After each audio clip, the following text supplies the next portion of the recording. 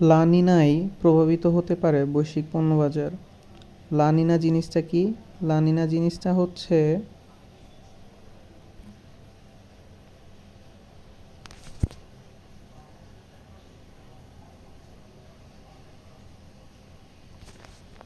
এটি একটি আবহাওয়াজনিত ঘটনা। লা নিনা যা মূলত প্রশান্ত মহাসাগরের বিষুবীয় অঞ্চলে সমুদ্রের তাপমাত্রা স্বাভাবিকের তুলনায় কমে যাওয়ার ফলে সৃষ্টি হয়। এটি এল নিনোর বিপরীত অবস্থা। লা নিনা ঘটনার সময় সমুদ্রপৃষ্ঠের তাপমাত্রা ঠান্ডা হয়ে যায়। পূর্ব এবং মধ্য প্রশান্ত মহাসাগরে বায়ুর চাপ বৃদ্ধি পায়। এর ফলে বায়ু প্রবাহে পরিবর্তন ঘটে, যা বিশ্বব্যাপী আবহাওয়ার ধরন ও জলবায়ুতে উল্লেখযোগ্য প্রভাব ফেলে। লা নিনা সাধারণত গ্রীষ্মমণ্ডলীয় এলাকায় বৃষ্টি এবং ঝড়ের পরিমাণ বৃদ্ধি করে এবং কিছু স্থানে খরা সৃষ্টি করতে পারে। এটি সাধারণত প্রায় 9 মাস থেকে 12 মাস স্থায়ী হয়, তবে কিছু ক্ষেত্রে এটি দীর্ঘমেয়াদী হতে পারে। দক্ষিণ এশিয়ার বিভিন্ন অংশে বেশি বৃষ্টিপাত এবং বন্যা হতে পারে। উত্তর আমেরিকার দক্ষিণ অংশে শুষ্ক আবহাওয়া, অস্ট্রেলিয়া এবং দক্ষিণ পূর্ব এশিয়ায় বেশি বৃষ্টিপাত এবং ঘূর্ণিঝড়ের পরিমাণ বৃদ্ধি, খরা এবং তাপমাত্রা বৃদ্ধির কারণে দক্ষিণ আমেরিকার কিছু অংশে কৃষিকাজে প্রভাব ফেলতে পারে। এটি এল নিনোর একটি প্রাকৃতিক অংশ এবং তার পর্যায়ক্রমে আবর্তিত হয়। তো যদি লা নিনা হয়, তাহলে লা নিনায় প্রভাবিত হতে পারে বৈশ্বিক পণ্য বাজার। US National Oceanic and Atmospheric administration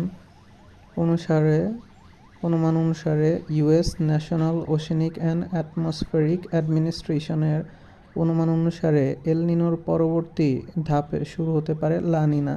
এটি প্রভাবে বিশ্বের বিভিন্ন অংশে ভিন্ন হতে পারে, তবে এতে প্রভাবিত হতে পারে বৈশ্বিক পণ্য বাজার। বিশ্লেষকদের মতে আবহাওয়া পরিস্থিতির এমন পূর্বাভাসে একদিকে সরবরাহ নিয়ে উদ্বেগ বেড়েছে, অন্যদিকে কোনো কোনো দেশে তৈরি হয়েছে কৃষি পণ্যের উৎপাদন বাড়ার সম্ভাবনা।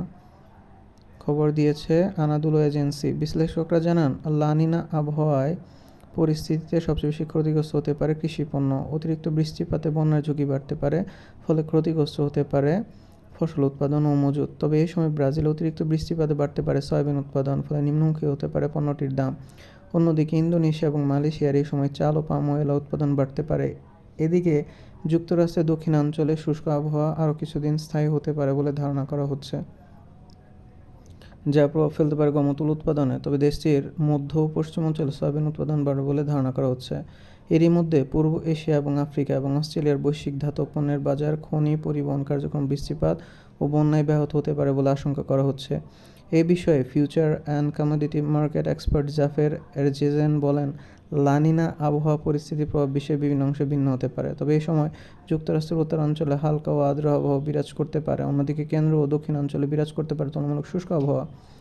একইভাবে ব্রাজিলের উত্তরে তুলনামূলক আর্দ্র আবহাওয়া এবং দক্ষিণাঞ্চলে তাপমাত্রা বেশি হতে পারে। একইভাবে ইউরোপের উত্তরাঞ্চলে মৃদু আবহাওয়া বিরাজ করতে পারে।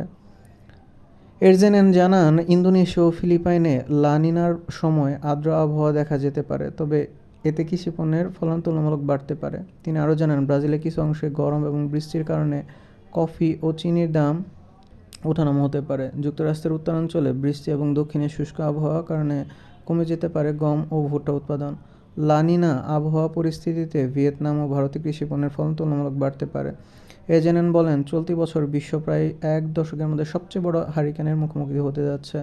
হারিকেন ও টাইফুনের আকার বাড়লে বিশ্বব্যাপী অপরিশোধিত জ্বালানি তেলের বাজার প্রভাব ফেলতে পারে।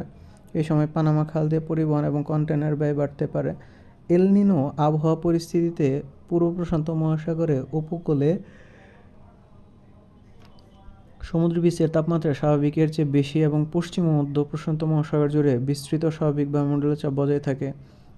এতে 2 থেকে 7 বছরে এল নিনো আবহাওয়া পরিস্থিতি বিরাজ করতে পারে।